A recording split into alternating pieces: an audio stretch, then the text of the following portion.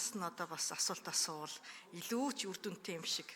Гэтэ онц сурлагтан гээд төрүүлж одоо бас одоо чухал асуудлуудаа асуух боломж нь бас бүрдэж байгаа юм уу да гэж.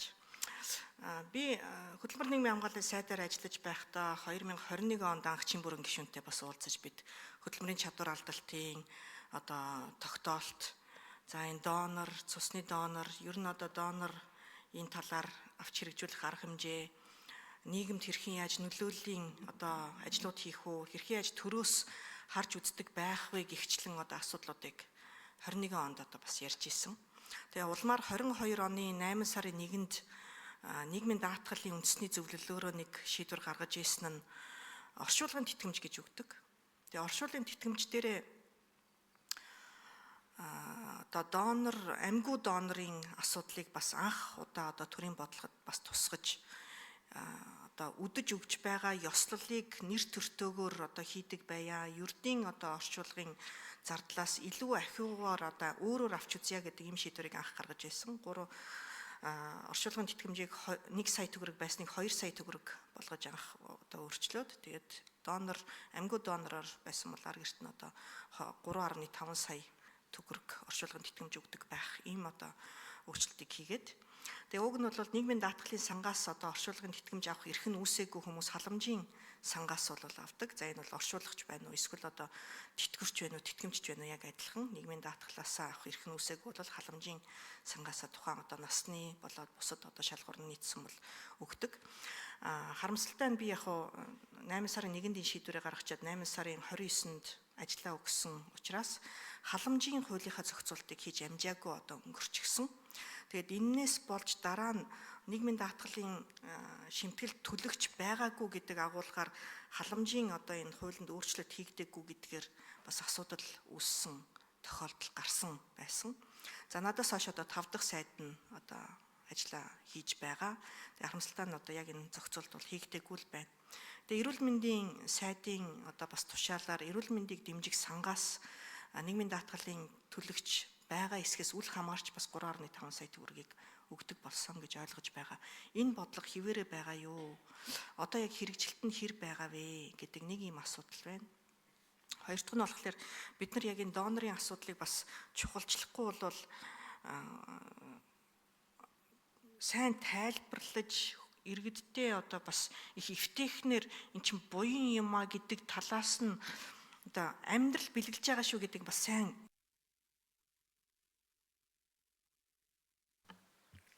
За мөнхсайхан сайд хариулна. За энэ дээр хэрэгжилт нь бол одоо хэвээрээ үйлчлээд явж байгаа. Энэ бол одоо шаардлагатай тохиолдлуудын санхүүжилтийг энэ одоо олох байдлаар зохицуулалтууд нь хийгдээд явагдаж байгаа. Манай улсын хувьд бол ер нь энэ амьгүй донороос эд эрхтэн шилжүүлэн суулгах, энэ эд эрхтнээ авах зөвшөөрлийг бид илүү их нэмэгдүүлэх шаардлага байгаа нь одоо саяны миний танилцуулсан бас тоо баримтууд дээр тодорхой байгаа.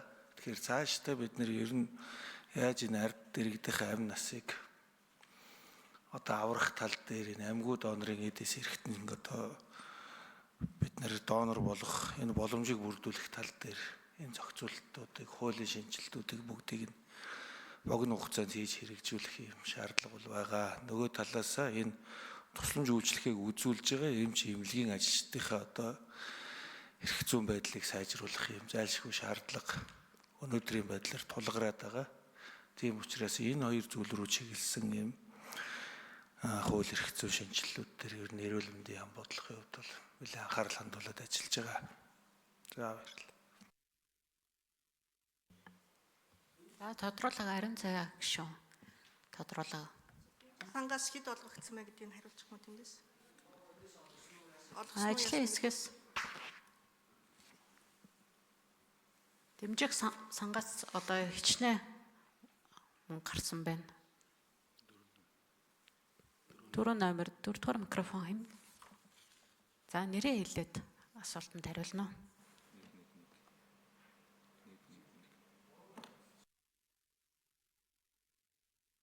Нэг Эрүүл мэндийн хөгжлийн төвийн эрчим шилжүүлэн суулгах албаны дарга Алтан талаа. За дэмжих сангаас нөгөө даатгуулагч биш байх юм бол 24 онд 2 тохиолдол дээр дэмжих сангаас оршуулгын тэтгэмж нь шилжсэн. За нийгмийн даатгалын үндэсний зөвлөл нийгмийн даатгалын сангаас болохоор за үлдсэн 3 кейс дээр оршуулгын тэтгэмж мөн шилжсэн байгаа. Тий 24 онд одоо нийт 5 амьгүй буюу тархины хүлтэй донор гарсан. Эдгээр бүх тохиолдол маань оршуулгын тэтгэмжээ авсан. За даатгуулагч биш төлөөгүй буюу 2 кейс маань дэмжих сангаас, үлдсэн тохиолдлууд маань нийгмийн даатгалын сангаас олгогдсон байна. За ариун зай гишүүн тодруулга хийнэ үү?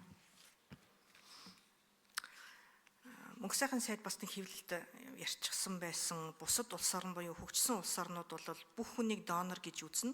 За татгалцсан тохиолдолд одоо хасдгаа гэдэг.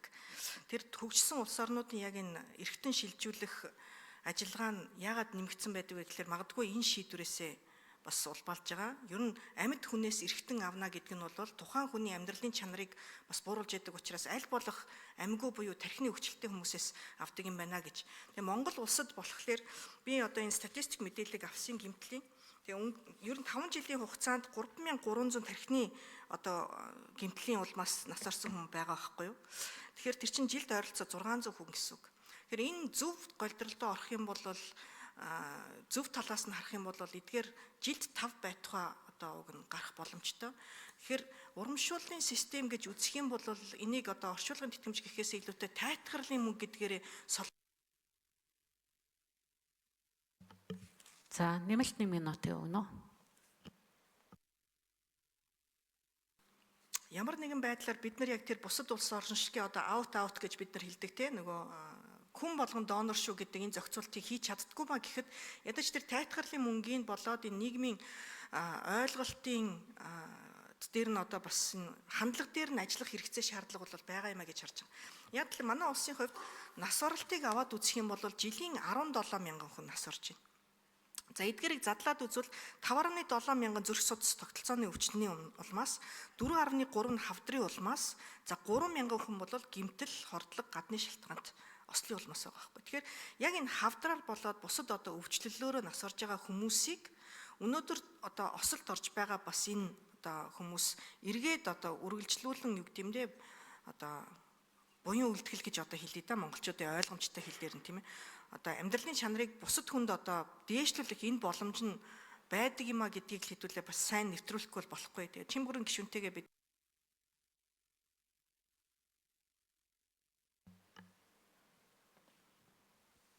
Тийм за сайд хариулах уу?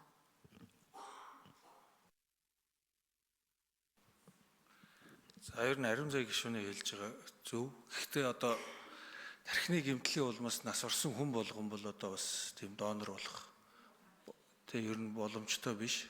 Гэхдээ ер нь бидний зохицуулалтаа зөв болгох юм бол тархины үхэлтэй донор бол өнөөдрийн байдлаас хэд дахин нэмэгдэх энэ амь насны дээсэн дөрөөн дээр ирчихсэн эргэтэн шилжүүлэн суулгах шаардлагатай байгаа хүмүүсийг одоо нэлээдгүй хувийг амь насыг нь аварчихын боломж бидний хувьд бол байгаа. Гэхдээ бидний зохицуулалтаа аль талаас нь сайн бодож хийхгүй бол бид нар эргэн өөрөө нөгөө зөвшөөрлөө анханасаа ингээд өгсөн байдаг энэ тогтолцоо руу орохгүйгээр илүү их урамшууллын системийг юм уу ингээд тэр тайлхарлын мөнгө гэдэг юм уу ийм зүйл рүү санхүүтэй нь хэд их уяад өгөх юм бол энэ маань өөрөө эргээд бас жоохон нөгөө юу талын юм болчих гээд байдаг. Хүний эд эрхтэн амайлцах талын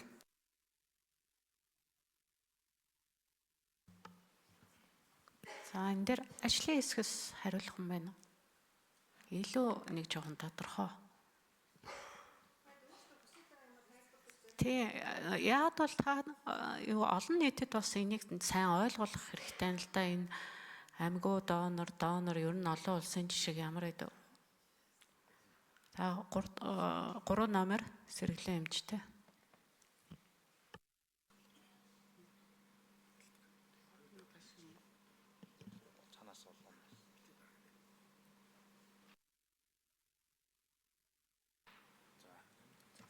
За та бүхний өнөөдрийн амгалан айлтгая.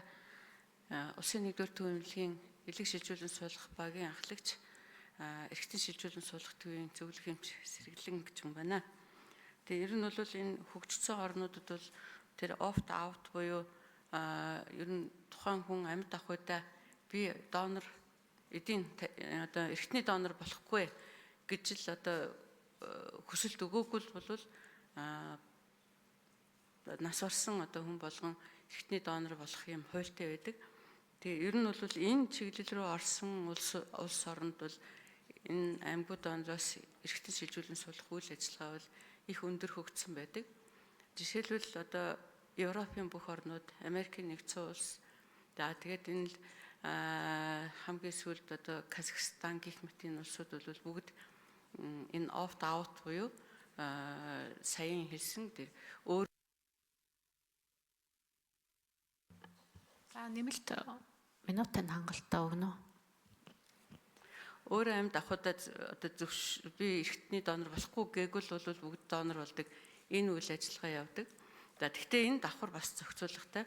Тэр болгоныг бас аваад идэггүй мөн одоо хэрв яг өөрийнх нь төрсөн хүүхэд эхнэр нөхөр нь одоо зөвшөөрөхгүй гэвэл бас тэрийг нь хүндэлж үздэг ийм нэг юм тогтолцоо байдгийм аа. Тэгэхээр ер нь бол нэгэнт л эсэд эргэтэн шилжүүлэн суулгах үйл ажиллагаа хөгжиж байгаа юм бол ер нь явандаа бид нар инлүүл орох хэрэгтэй. Энэ чиглэл рүү орж иж бид нар одоо амьд донорын шаардлагыг багасгана.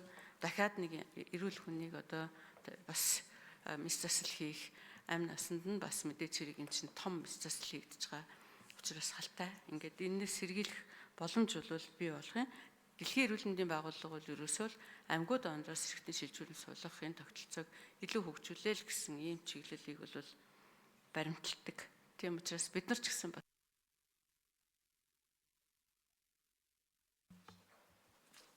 За энэ дээр бас нөгөө бид нар бас төдийлөн бас сайн мэдгүй учраас яг аймагуд донор гэж яг ямар донорыг хэлж байна гэдгийг илүү бас та нар тайлбарлаад өгвөл бас зүйтэй байх л та. За 3 дугаар микрофон Сэргэлэн эмч.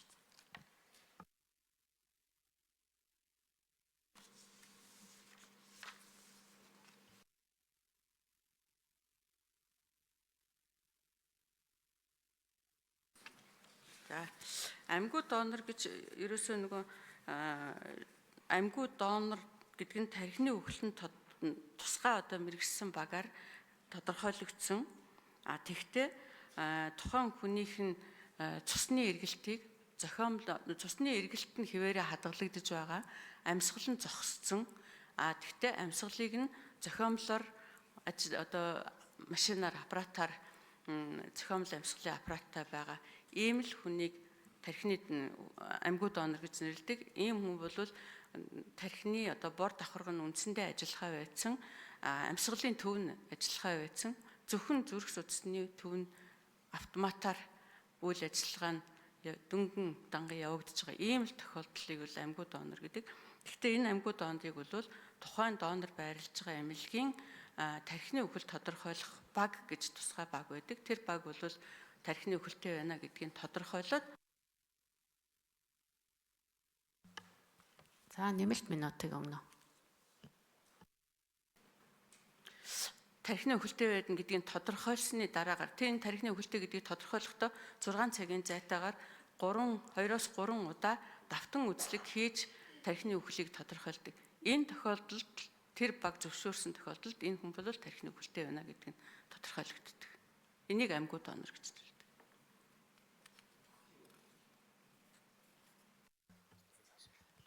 За бэсэн гişүн асуултаа асууно. За